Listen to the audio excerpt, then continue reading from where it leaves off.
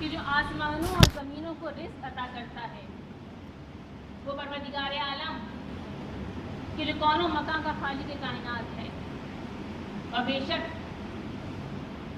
وہ رب کہ جسے موسیٰ نے کوہ طور پر پکارا تو کہا لا الہ الا اللہ، جسے یونس نے مچھلی کے پیٹ میں پکارا تو کہا لا الہ الا اللہ، جسے یوسف نے گہرے کنویں کی تہہ میں پکارا تو کہا لا الہ الا اللہ، اور جب رحمت للعالمین خاتم النبیین سید المرسلین نے پکارا تو کہا لا الہ الا اللہ۔ وہ پروردگار عالم کے جو اتنا عظیم ہے کہ جس نے ہمیں اشرف المخلوقات بنا کر اس فرش عزا پر بھیج دیا، اور ہمیں وہ نعمت عظمیٰ عطا کی کہ آج ہم یہاں اس کی محبوب ترین ہستیوں کا ذکر کر رہے ہیں اور ذکر سن رہے ہیں، اور بعد حمد و ثنا کی میرا بہترین سے بہترین درود و سلام ہو ان نورانی ہستیوں پر کہ جو وجہ تخلیق کائنات ہیں۔ درود بھیجیے گا محمد علیہ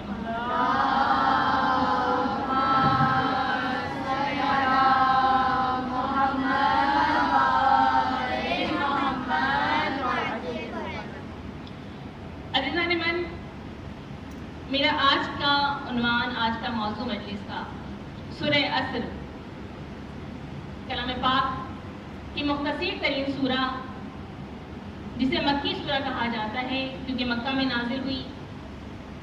صرف 3 آیات پروردگار عالم نے اس سورہ میں بیان کی ہیں، لیکن اتنی مکمل اور جامع آیات کہ جس میں ہمیں انسان کی کامیابی کا تذکرہ ملتا ہے، خوش نصیبی کا ذکر ملتا ہے، خوش بختی کا ذکر ملتا ہے۔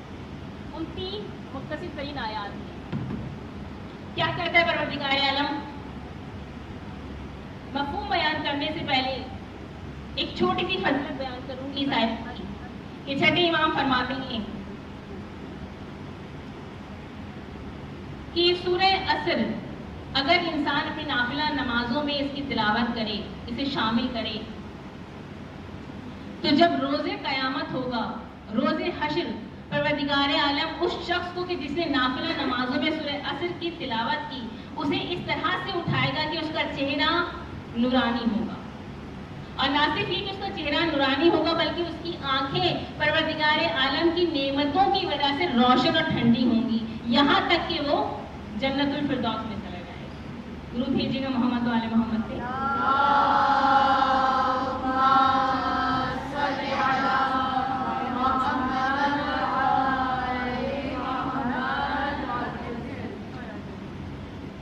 سورہ عصر میں نے ذکر کیا کہ پروردگار عالم نے ان 3 مختصر سی آیات میں ہمیں پوری زندگی کی کامیابی کا مفہوم بیان کر دیا۔ دیکھیں، ہم میں سے ہر انسان کی خواہش ہوتی ہے کہ وہ کامیابی حاصل کرے، چھوٹی سے چھوٹی سطح پر جب ہم امتحان دیتے ہیں ہم کیا چاہتے ہیں؟ ہمارے نمبر سب سے اچھے آئیں، سب سے بہترین ہمارا نتیجہ ہونا چاہیے، سب سے آگے ہم ہونے چاہیے، چاہتے ہیں نا؟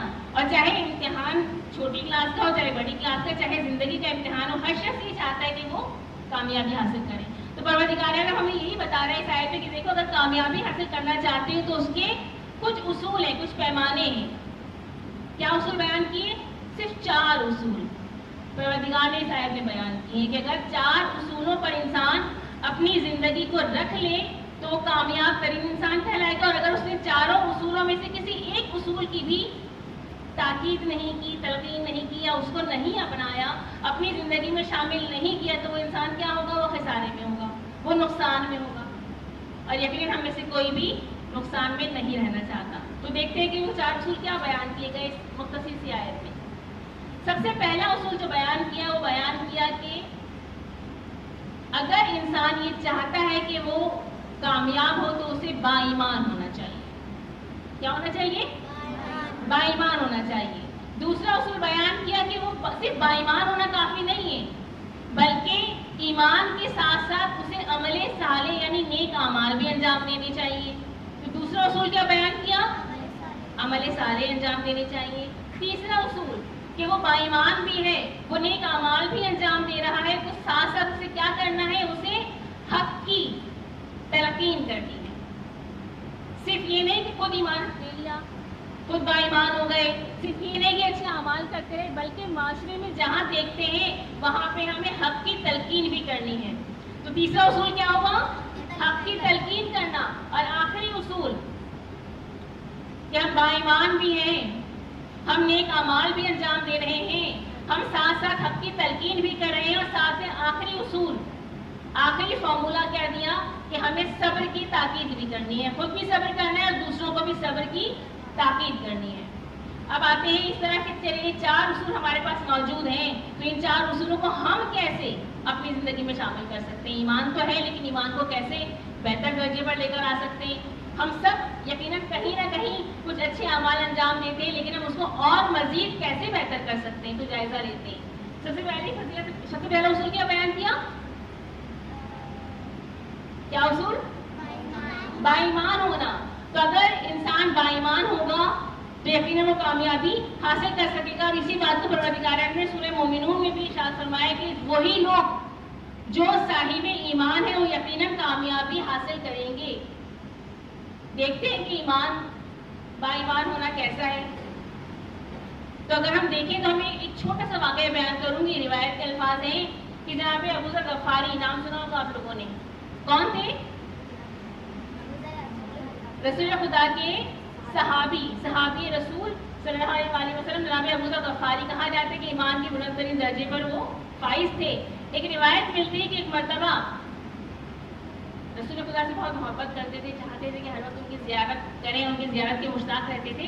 एक मरतबा रिवायत के अल्फाज है कि रसूल खुदा से मिलने के लिए आना चाहते थे। अच्छा, काम क्या करते थे वो? आपने सुना होगा, मजालिस में भी किताबों में पढ़ा होगा कि अमूमन हमारे यहाँ अम्बिया या औलिया का अमूमन पेशा क्या रहा? या तो वो खेती बाड़ी करते थे या गल्ला बानी करते थे। किसी को पता है गल्ला बानी क्या होती है? जो हम बकरियां चराते हैं, रेवड़ होते हैं, बकरियां गायें भैंसे जो पालते हैं उनको जो चराते हैं, गल्ला बानी, वो गल्ला बानी कहलाता है कि उनको रखना, उनको संभालना। अबू ज़र गफ़ारी का भी यही पेशा था। जंगल में थे और जंगल में अपने रेवड़ की हिफाजत कर रहे थे, उस वक्त चरा रहे थे, उनको जंगल में लेके गए थे ताकि वो कुछ खा पी लें। और उस मौके पर जबकि दिल में ये ख्वाहिश थी कि रसूल खुदा सल्लल्लाहु अलैहि वसल्लम से मुलाकात करने के लिए भी आना चाहते हैं। और जब आए हैं तो अपना ये वाकया बयान कर रहे हैं। क्या कहते हैं? रसूलुल्लाह, मैंने एक अजीब मंजर देखा कि मैंने ये देखा कि मैं अपने रेवड़ की निगरानी कर रहा हूँ, वक्त नमाज आ गया। और जब वक्त नमाज आया तो मैंने उस मौके पर नमाज अदा करना शुरू की। जब मैं नमाज की अदायगी कर रहा था तो मैंने देखा कि एक भेड़िया, उसने मेरे रेवड़ पे हमला किया और वहां से दुम्बे को उठाकर लेके जाने लगा। और जब उसने ये अमल किया तो या रसूलुल्लाह, नागा एक शेर आया और उसने उस भेड़िए से मेरे उस रेवड़ को बचाया और बचाकर उस दुम्बे को सही सलामत मेरे रेवड़ तक पहुंचाया। और या रसूलुल्लाह, उसके बाद वो शेर मेरे उस रेवड़ की हिफाजत करता रहा। जब मैं नमाज से फारिग हुआ तो मैंने देखा कि वो शेर वहां मौजूद है। उस शेर ने बज़बाने कुदरत मुझे ये कहा कि अबू ज़र, तुम जाओ और जाकर रसूल अल्लाह से मुलाकात करके आओ। और या रसूल अल्लाह, मैं उस वक्त आपकी खिदमत में हाजिर हुआ। लेकिन बहुत अजीब माजरा था ये। रसूल खुदा मुस्कुराए और मुस्कुराकर कहते हैं कि ए अबू ज़र, तुम्हें पता है कि तुम्हारे साथ ये जो तमाम चीजें हुई किस वजह से हुई? ये इस वजह से हुई कि तुम ईमान के उस दर्जे पर फाइज थे कि परवरदिगार आलम ने तुम्हारी ख्वाहिश को पूरा करने के लिए तुम्हारी मुसीबत को रफा करके तुम्हारे लिए किसी एक चीज को वसीला बनाया। यानी क्या जाहिर होता है कि अगर हम ईमान के उस दर्जे पर फाइज हो जाएं, इताअत करें, परवरदिगार आलम की तमाम वाजिबात को अदा करें और मोहब्बत अहले बैत को अपने दिल में रखें, तो परवरदिगार आलम हमारे लिए वसीला भी बनाता है।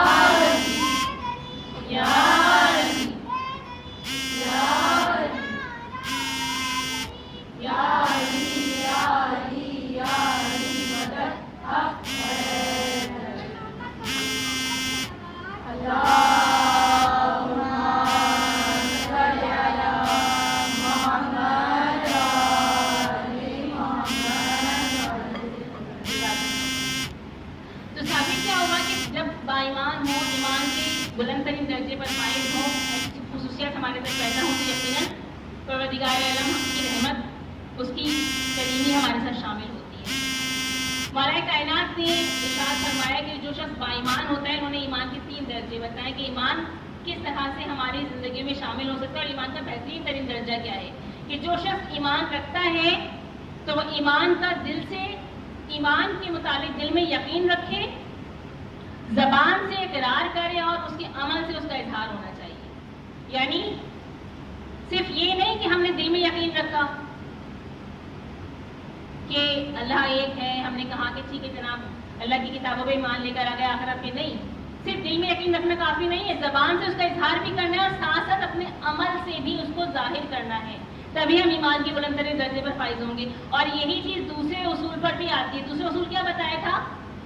बाईमान होंगे और अमल साले अंजाम देंगे। तो अगर हम बाईमान हैं तो यकीनन हमें अमल साले भी अंजाम देना है और यही ईमान के मुकम्मल होने की दलील भी है कि ईमान का सिर्फ और सिर्फ यकीन दिल में नहीं रखना, बल्कि अगर बाईमान है तो नेक अमाल भी अंजाम देने हैं, अपने अमल से ये जाहिर करना है। अच्छा, हम कैसे जाहिर कर सकते हैं अपने अमल से? तो बहुत बड़े बड़े काम नहीं करने, छोटे छोटे से अमाल भी अगर हम अंजाम दें तो तभी हमारे लिए बहुत है। कैसे छोटे छोटे काम कैसे? हमने अपने घर में अपने वालिदैन को मुस्कुराकर देख लिया, ये भी अमल साले है। हमने अपने बहन भाइयों को संभाला, झगड़ा नहीं किया, ये भी अमल साले है ना? क्लास में बैठे हैं, दोस्तों ने आपस में लड़ाई नहीं की, ये भी अमल साले है। हम बैठे हैं क्लास में, हमारे किसी साथी को, किसी दोस्त को किसी चीज़ की ज़रूरत है, हमने शेयरिंग कर दी, ये भी तो अमल साले है। छोटे छोटे से काम हम सब करते हैं और आप इतनी प्यारी बच्चियां, आप यकीनन ये सारे काम कर रही हैं, ये सारे नेक अमाल आप अंजाम देती हैं। तो क्या है अमल साले? जो तमाम चीज़ें वाजिबात के बाद, चाहे नमाज है चाहे रोज़ा है, वो तमाम उमूर जो परवरदिगार आलम के ने बताए हैं, जो हक़ूक़ अल्लाह है, उनकी अदायगी के बाद तमाम आमाल को अंजाम देना के जो नेक अमाल होते हैं। तो दूसरा काम क्या हुआ? हमने नेक अमाल अंजाम दिए बाईमान होने के बाद। तीसरा काम क्या बयान किया गया? हक की तलकीन करना। लेकिन हक की तलकीन कैसे की जाएगी? हक बात की तलकीन कैसे की जाएगी? जबरदस्ती तो नहीं कर सकते, है ना? लेकिन हक बात की तलकीन हम कैसे करेंगे? अपने अमल के जरिए जाहिर करके। और मोमिन की तो निशानी ये है कि मोमिन कैसे पहचाना जाता है? चाहे वो जबान से ना बताए कि मैं मोमिन हूँ, लेकिन उसका किरदार ये जाहिर कर रहा हो कि वो मोमिन है। अगर हम किसी को ये चाहते हैं कि वो झूठ ना बोले, तो हमें सबसे पहले खुद भी क्या करना चाहिए? झूठ नहीं बोलना चाहिए, हमें खुद भी सबसे पहले सच बोलना चाहिए। अगर हम ये चाहते हैं कि कोई हमसे झगड़ा ना करे, तो हम भी किसी से झगड़ा ना करें, है ना? अगर हम ये चाहते हैं कि हमारे जो दोस्त हैं, साथी हैं, वो हमारे साथ अपनी चीज़ें शेयर करें, तो पहले हमें ये करके दिखाना है। छोटा सा वाकया आप सबने यकीनन सुना होगा, रसूल खुदा सल्लल्लाहु अलैहि वसल्लम की खिदमत में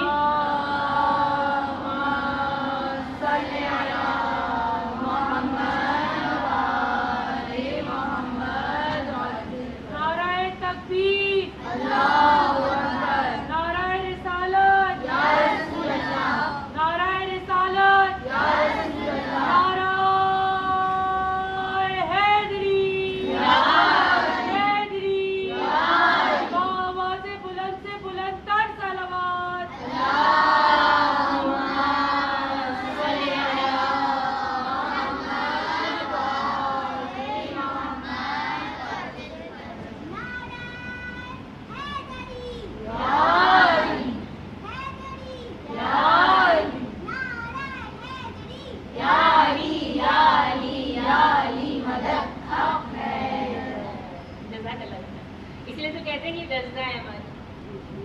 जनाब, छोटा सा वाकया कि रसूल खुदा सल्लल्लाहु अलैहि वसल्लम की खिदमत में एक खातून आती हैं और साथ में अपने छोटे से बेटे को लेकर आती हैं और आकर कहती हैं, या रसूलल्लाह, मेरा ये बेटा बहुत ज़्यादा मीठा खाने लगा है।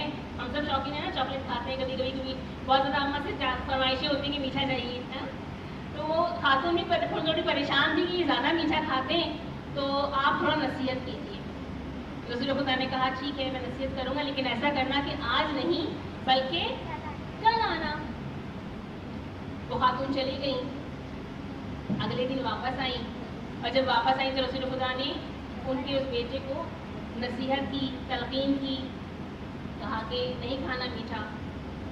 جب وہ خاتون چلی گئی تو صحابہ موجود تھے, انہوں نے پوچھا کہ یا رسول اللہ یہ بات جو آپ نے آج کہی ہے یہ تو آپ کل بھی کہہ سکتے تھے, ہے نا, کہہ سکتے تھے کل کہ آپ میٹھا, جیسے آپ نے آج کہا کہ نہیں کھانا, آپ کل بھی کھا سکتے تھے. آپ نے ایک دن اس کا انتظار کروایا, بلایا, پھر تو رسول خدا نے پتہ کیا جواب دیا. رسول خدا نے کہا کہ میں نے کل اس کو اس لیے منع نہیں کیا کیونکہ میں خود بھی میٹھا شوق سے کھاتا ہوں. تو اگر میں نے اس کو منع کیا ہوتا تو جو کام میں خود کر رہا تھا میں کیسے اس کو منع کرتا. اور جب میں نے کل خود سے میٹھا نہیں کھایا, میں نے وہ چیز اپنے اندر سے کم کرنے کی کوشش کی, تو میں نے اس کو تاکید کی, تلقین کی, حق بات کی. تو ہمیں کیا رہنمائی ملی کہ جو چیز اپنے اندر پیدا کی ہے اسی کے متعلق بتائیں. اگر ہم نماز پڑھتے ہیں اول وقت میں تو ہم کہہ سکتے ہیں کہ ہاں جی اول وقت میں نماز پڑھنی چاہیے. اگر ہم کسی کو کہیں کہ پردہ کرنا چاہیے تو پہلے ہم خود بھی تو پردے کے پابند ہوں نا. تو حق بات کی تلقین کرنی ہے, لیکن کیسے کرنی ہے, جب ہم خود اس کو اپنے اوپر اپلائی کر چکے ہوں, ہمارے اندر وہ خصوصیت شامل ہو. ٹھیک ہے, تو کیا 3 چیزیں ہو گئی, 3 اصول ہو گئے. ہم نے کہا باایمان ہے اور عمل صالح انجام دیتا ہے اور حق بات کی تلقین کرتا ہے. چوتھا اصول جو بتایا کامیابی کا, وہ کیا بتایا, صبر کی تاکید کرنا, صبر کرنے کی تاکید کرنا.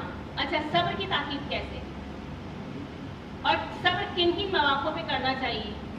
تو ہمیں 3 ایسے اصول ملتے ہیں صبر کے حوالے سے بھی کہ جن کو اپنا لیا جائے زندگی میں تو ہم بہترین صبر کرنے والوں میں شامل ہو سکتے ہیں. کیا 3 اصول؟ پہلا اصول یہ کہ صبر کیا جائے کس چیز پر, گناہوں سے بچ کر صبر کیا جائے. دوسرا اصول ہے اطاعت کر کے صبر کیا جائے. اور تیسرا اصول ہے مصیبت پہ صبر کیا جائے. عموماً ہم پتہ کیا سمجھتے ہیں, ہم سمجھتے ہیں خالی کوئی تکلیف آ گئی, پریشانی آ گئی, صبر کر لیے یہ صبر ہے. نہیں, صبر کی منزل یہ نہیں ہے. ہمیں اہل بیت علیہ السلام نے کیا تعلیم کی, 3 طرح کے مراحل ہیں صبر کے. اور صبر کرنے والوں میں اگر ہم دیکھیں تو ہمیں وہ ہستیاں نظر آتی ہیں. میں انبیاء کی بات نہیں کروں گی, لیکن جناب آسیہ کا تذکرہ ضرور کروں گی. جناب آسیہ کا نام سنا ہے, کون تھی جناب آسیہ؟ زوجہ فرعون. احسن, زوجہ فرعون کی بیوی, لیکن باایمان خاتون تھی, پروردگار عالم کو ماننے والی خاتون تھی, ایمان دل میں رکھتی تھی, جبھی مظالم کا شکار بھی ہوئی کہ ان کے ہاتھوں اور پیروں میں میخیں ٹوٹتی گئی تھیں. وہ صبر کی منزل تھی. لیکن اگر ہم بات کرتے ہیں صبر کی, گناہوں سے بچنے کی, یا صبر پر اطاعت, یا مصیبت پہ صبر, تو ان تینوں خصوصیات میں کیا کیا چیزیں شامل ہیں. سب سے پہلی منزل کیا بتائی میں نے, گناہوں سے بچتے ہوئے صبر کرنا. کیسے؟ اس زمانے سے لے لیتے ہیں, ہے نا, بہت جگہ پہ دیکھتے ہیں, سنتے ہیں کہ ٹی وی دیکھ رہے ہوتے ہیں, کارٹون چل رہے ہیں, کہیں میوزک آ رہا ہے کسی جگہ پہ, دل کبھی کبھی ہوتا ہے چلے چھوڑ کوئی باتیں تھوڑا سن لیں گے تو کوئی مسئلہ نہیں ہے, لیکن گناہ ہے. تو کیا کرنا چاہیے, اپنے آپ کو بچانا چاہیے. اس وقت دل اگر کہے میرے شیطان تھوڑا سا بہکا بھی رہتے ہیں, باتیں تھوڑا سا سن لیتے ہیں, لیکن ہمیں کیا کرنا چاہیے, ہمیں اس وقت اس موقع پہ صبر کرنا چاہیے کہ نہیں, ہمیں یہ کام نہیں کرنا کیونکہ اللہ نے منع کیا ہے. اور دوسری منزل کون سی بیان کی جا رہی ہے, صبر پر اطاعت, یعنی اطاعت کرتے ہوئے صبر کرنا. کیسے؟ چھوٹی سی مثال, ہمیں کبھی کبھی مشکل لگتا ہے, گرمی کا موسم ہے, پورا حجاب کرنا ہے, سلیوز بھی پہننی ہے, ساکس بھی پہننے, جانا ہے, مشکل لگتا ہے نا, کبھی کبھی بہت مشکل لگتا ہے. لیکن دیکھیں ایک خاتون تھی اور انہوں نے جب اطاعت کی پروردگار عالم کی اس موقع پر, اسی پردے کے حوالے سے, تو پروردگار نے کتنا عظیم درجہ ان کو دیا. کہتے ہیں کہ ایک مجتہد کے والد زیارت امام زمانہ علیہ السلام کے مشتاق تھے, چاہتے تھے کہ امام زمانہ سے ملاقات کریں. اور اس کے لیے انہوں نے کیا کیا, انہوں نے مسجد جمکران میں باقاعدہ انہوں نے جا کر دعا مانگی. 40 دن تک روایت کے الفاظ ہے کہ دعا مانگے تو امام زمانہ اپنی زیارت کراتے ہیں. وہ جاتے رہے, باقاعدہ اپنے گھر سے جاتے تھے, جا کے دعا کرتے تھے, واپس آتے تھے. ایک دن جب وہ واپس آ رہے تھے تو انہوں نے دیکھا رستے میں کہ ایک ایسی جگہ ہے جہاں پہ نماز جنازہ ادا کی جا رہی ہے. اور نماز جنازہ ادا کرتے ہوئے انہوں نے دیکھا کہ ایک نورانی ہستی ہے کہ جو جنازہ پڑھا رہے ہیں. میزبان بھی ہوئے, شریک بھی ہوئے. جب جنازہ ادا کر دیا گیا تو انہوں نے ان نورانی ہستیوں کے پاس پہنچ کر, اس نورانی ہستی کے پاس پہنچ کر انہوں نے سوال کیا کہ میں یہ جاننا چاہتا ہوں کہ آپ کون ہیں. جواب دینے والے نے جواب دیا کہ جس کی زیارت کی تم مشتاق تھے, جس کے لیے تم جا رہے تھے, دعا کر رہے تھے, میں وہی ہوں. نے سوال کیا کہ میں آپ سے ملنا چاہتا تھا لیکن ملاقات نہیں ہو پائی. کہا کہ ٹھیک ہے, ملاقات ہو سکتی تھی اگر تم بھی اپنے اندر وہی خصوصیات پیدا کر لو کہ جو اس مرنے والے میں موجود تھی جس کا جنازہ پڑھایا جا رہا ہے. کہا یا امام بتائیے کیسی کیا خصوصیت تھی؟ تو پتہ ہے کیا جواب دیا؟ امام نے کہا کہ یہ وہ خاتون ہیں, وہ ہستی ہیں جنہوں نے اس زمانے میں, اس دور میں کہ جب بہت زیادہ سختی تھی. سختی کس بات کی تھی؟ پردہ کرنے میں سختی تھی کہ پردہ نہ کیا جائے, خواتین ایسے ہی گھروں سے باہر آئیں. انہوں نے کیا کیا, خاتون نے, اس ہستی نے کیا کیا تھا؟ روایت کے الفاظ ہے کہ 7 سال تک اپنے گھر سے باہر نہیں نکلی اور مکمل پردے کی حالت میں رہی. اور پروردگار نے اس اطاعت پہ ان کو کیا اجر دیا کہ ان کو امام زمانہ علیہ السلام نے خود ان کی نماز جنازہ پڑھائی ہے. تو دیکھیے کتنی بڑی منزلت حاصل ہوتی ہے اطاعت کرنے. اور آخری مرحلہ کیا ہے؟ آخری مرحلہ مصیبت پہ صبر. علامہ مجلسی, ان کی صاحبزادی ایک مرتبہ اپنے گھر کے زینے چڑھ رہی تھی, چڑھتے چڑھتے گر گئی, اور جب وہ گری نیچے تو ان کے پیر میں چوٹ آئی. ہم گرے تو کیا کرتے ہیں؟ روتے ہیں نا. لیکن انہوں نے پتہ کیا کیا؟ وہ ہنس رہی تھی, مسکرا رہی تھی. اور جب وہ مسکرا رہی تھی تو سوال کرنے والے نے پوچھا کہ آپ گرے اتنی زور سے, آپ کو چوٹ لگی اور آپ مسکرا رہی ہیں؟ تو کہا میں اس لیے مسکرا رہی ہوں کیونکہ میں نے یہ سن رکھا ہے کہ پروردگار عالم کا یہ ارشاد ہے کہ جو مصیبت پہ صبر کرتا ہے اس کے لیے کہیں زیادہ ثواب ہے اس آخری منزل پر. اس لیے میں چھوٹی سی تکلیف میں کیا کر رہی ہوں؟ مسکرا رہی ہوں. تو جب بھی کوئی ایسی پریشانی ہو, مصیبت کو کیا کرنا چاہیے؟ صبر کرنا چاہیے. ٹھیک ہے. اور اگر ہم دیکھیں صبر کرنے والی ہستیاں ہمیں کہاں نظر آتی ہیں تو سب سے بڑی منزلت کہاں نظر آتی ہے؟ اہل بیت علیہ السلام کی خواتین میں, کہ جنہوں نے صبر کو در حقیقت اس کے اس درجے پر پہنچایا کہ جہاں صبر کی منزل بھی شاید چھوٹی نظر آئے, اور وہ خواتین پر نظر آئے. آج تذکرہ کروں گی اس ننھی شہزادی کا کہ جس کی بہت چھوٹی عمر تھی, 3.5 سال یا 4 سال کی جس کی عمر. دیکھیں پروردگار نے اپنے ہر اس نیک بندے کو آزمائش سے گزارا کہ جسے وہ اپنے قریب کرنا چاہتا تھا. موسیٰ علیہ السلام کے متعلق مشہور ہے کہ پروردگار نے انہیں جب آزمائش سے گزارنا چاہا تو آخری لمحات میں, جس وقت ان کی زندگی کے آخری لمحات آئے نا, ملک الموت ان کے پاس آیا. موسیٰ نے سوال کیا کیوں آئے ہو, ملنے کے لیے آئے ہو یا لے جانے کے لیے آئے ہو؟ تو جواب دیا کہ ہم ملنے کے لیے نہیں آئے, لے جانے کے لیے آئے ہیں. کہا اتنی مہلت دے دو کہ اپنے گھر والوں سے مل کے آ جاؤں, اپنی اولاد سے مل کے آ جاؤں. کہا نہیں, مہلت نہیں دے سکتے. کہا موسیٰ نے کیسا, اتنی مہلت دے دو کہ ایک سجدہ ادا کر لوں. کہا ٹھیک ہے سجدہ کر لوں. موسیٰ نے سجدہ کیا, پروردگار سے دعا کی پروردگار عالم ایک موقع دے دے, اتنی مہلت دے دے اپنے گھر والوں سے ملاقات کر کے آ جاؤں. دل میں مشتاق تھی, خواہش تھی. پروردگار نے اجازت دے دی. گئے گھر, جا کر پہلے والدہ سے ملاقات کی, اور جب والدہ سے ملاقات کی اور کہا کہ ہم جا رہے ہیں لمبے سفر میں, تو والدہ نے پتہ کیا کیا موسیٰ؟ انہوں نے کہا یا موسیٰ جا تو رہے ہیں لیکن جاتے جاتے اپنی اولاد سے ملتے ہوئے جانا, تب تمہیں پتہ چلے گا کہ اولاد کے جانے کا دکھ کیا ہوتا ہے. موسیٰ گئے اور جا کر اپنی اولاد سے ملے, اور روایت میں ملتا ہے کہ موسیٰ کا سب سے چھوٹا بیٹا تھا نا, اس کی عمر 3.5 سال, 3 سال یا 3.5 سال. اور اس عمر کے بچے جب بات کر رہے ہوتے تو کیسے بولتے ہیں, بعض اوقات صحیح سے الفاظ بھی ادا نہیں کر پاتے, تتلا کے بول رہے ہوتے ہیں, اور بڑا پیارا لگتا ہے ان کا تتلا کے بات کرنا. موسیٰ کو بھی بڑا پیار تھا اپنے بیٹے سے. جب بیٹے سے مل کے واپس پلٹنے لگے تو ایک مرتبہ اس بچے نے پکار کے کہا بابا, اور جب بابا کہا نا اور بابا کہہ کر دامن کو پکڑا تو وہ نبی اللہ کے موسیٰ, لیکن دل کی اتنی عجیب کیفیت موسیٰ کے کہ موسیٰ نے پلٹ کر اپنے اس بیٹے کو گلے سے لگا لیا.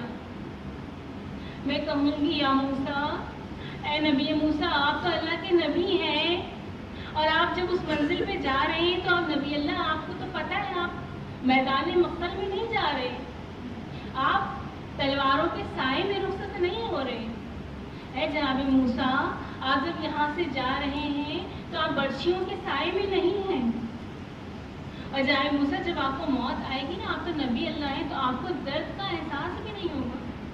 لیکن ہائے وہ حسین کہ جس وقت وہ اپنے گھر سے رخصت ہوا ہے تو ایک چھوٹی سی 3.5 سال کی بچی ہے کہ جس نے حسین کا دامن پکڑ کے کہا ہے بابا بابا نہ جائیے، بابا سکینہ کو چھوڑ کے نہ جائیے، اور حسین اس وقت کہتے ہیں رو کر سکینہ سکینہ ہمیں جانے دو، اور سکینہ نے رو کر کہا تھا بابا جا تو رہے یہ بتا دے، بابا سلانے تو آئیں گے نا،